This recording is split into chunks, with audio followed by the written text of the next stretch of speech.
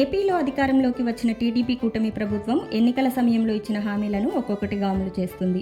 ఇప్పటికే పింఛన్లు, mega DSC, land titling act రద్దు, చంద్రన్న బీమాతో పాటుగా మరికొన్ని హామీలను నెరవేర్చింది.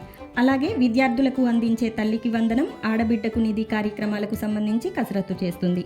అయితే తాజాగా ప్రభుత్వం మరో పథకాన్ని అమలు చేసేందుకు సిద్ధమవుతున్నట్లు తెలుస్తుంది. కూటమి ఎన్నికల సమయంలో యువత ఇంకా నిరుద్యోగులకు ఉద్యోగం వచ్చే వరకు నెలకు 3,000 రూపాయల చొప్పున నిరుద్యోగ భృతి అందిస్తామని తెలిపింది. అయితే ఆ పథకానికి సంబంధించిన కసరత్తు మొదలుపెట్టినట్లు తెలుస్తుంది. ఇదిలా ఉంటే అర్హతలు, ఏ డాక్యుమెంట్స్ కావాలి, దరఖాస్తు వంటి వివరాలు సోషల్ మీడియాలో వైరల్ చేస్తున్నారు. త్వరలోనే పథకం అమలు చేయబోతున్నారని, అర్హులైన వారు డాక్యుమెంట్స్ సిద్ధం చేసుకోవాలని చెబుతున్నారు. అంతేకాదు ప్రభుత్వం ఓ వెబ్సైట్ను కూడా రూపొందించినట్లు సమాచారం.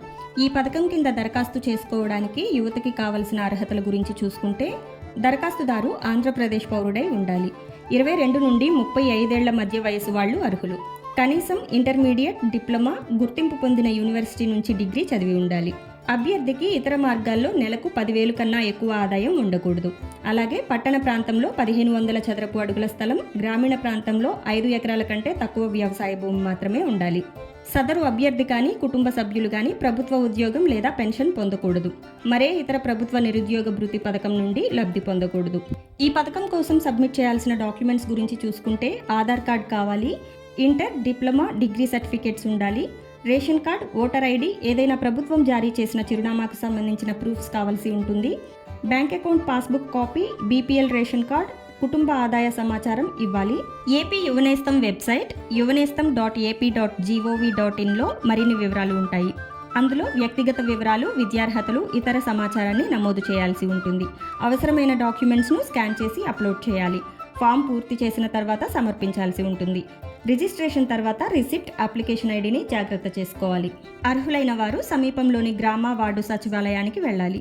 అక్కడ నిరుద్యోగ భృతి రిజిస్ట్రేషన్ ఫామ్ తీసుకొని దానిని పూర్తి చేసిన తర్వాత అవసరమైన వివరాలు, డాక్యుమెంట్లు సమర్పించాలి. అప్లికేషన్ ఫామ్ ఇంకా డాక్యుమెంట్ను అక్కడే సమర్పించిన తర్వాత రిసిప్ట్ ఇంకా అప్లికేషన్ ఐడి తీసుకోవాలి. అధికారులు అర్హులు సమర్పించిన డాక్యుమెంట్స్ని తనిఖీ చేసి అర్హత ఇంకా అన్ని ప్రమాణాలను పరిగణనలోకి తీసుకుని తనిఖీ చేస్తారు. ఈ ప్రాసెస్ తర్వాత అర్హులైన వారికి ప్రతి నెల బ్యాంక్ అకౌంట్లో 3,000 జమ చేస్తారు. ఒకవేళ దరఖాస్తును తిరస్కరిస్తే మరోసారి సమాచారాన్ని పునఃసమీక్షించుకునే అవకాశం ఉంటుంది. దరఖాస్తు తర్వాత స్టేటస్ను యువనేస్తం వెబ్సైట్ ఇంకా సచివాలయంలో చెక్ చేసుకోవచ్చు.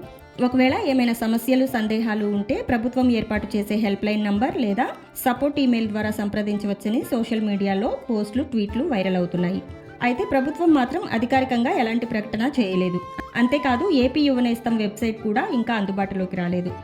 చూశారు కదా, ఇలాంటి విలువైన సమాచారం ఇంకా అప్డేట్స్ కోసం మన ఛానల్ని సబ్స్క్రైబ్ చేసుకుని పక్కనే ఉన్న బెల్ ఐకాన్ నొక్కి ఆల్ సెలెక్ట్ చేయండి. వీడియో అప్లోడ్ చేయగానే మీకు నోటిఫికేషన్ వస్తుంది. మీ విలువైన అభిప్రాయాన్ని కామెంట్ రూపంలో తెలియజేయండి.